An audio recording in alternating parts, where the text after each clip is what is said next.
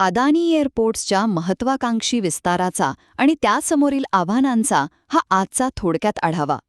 तुम्हाला माहीतच असेल, अदानी एअरपोर्ट होल्डिंग्ज पुढच्या 5 वर्षात विमानतळांचा विस्तारासाठी तब्बल 1,00,000 कोटी रुपयांची प्रचंड गुंतवणूक करणार आहे.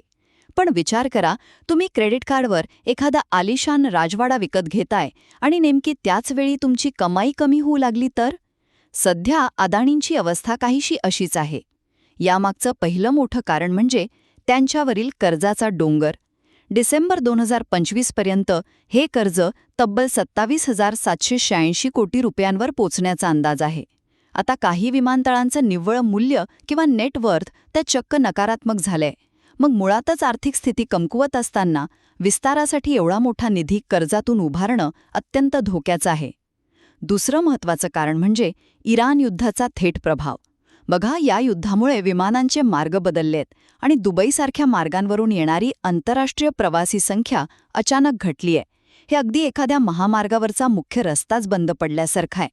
आंतरराष्ट्रीय प्रवासी साहजिकच जास्त पैसे खर्च करतात, त्यामुळे मुंबईसारख्या प्रमुख विमानतळांच्या उत्पन्नाला याचा खूप मोठा फटका बसतोय. आणि शेवटी या दुहेरी संकटात तग धरण्यासाठी कंपनी आता नॉन एरो उत्पन्नावर म्हणजेच विमानतळावरची किरकोळ विक्री आणि खाद्यपदार्थांवर जास्त अवलंबून आहे. पण तुम्हीच विचार करा, जर युद्धाच्या परिस्थितीमुळे आणि महागाईमुळे लोक मुळातच विमान प्रवास कमी करत असतील तर ते तिथे महागडे परफ्यूम्स किंवा सँडविच घेण्यासाठी जास्तीचे पैसे खर्च करतील का?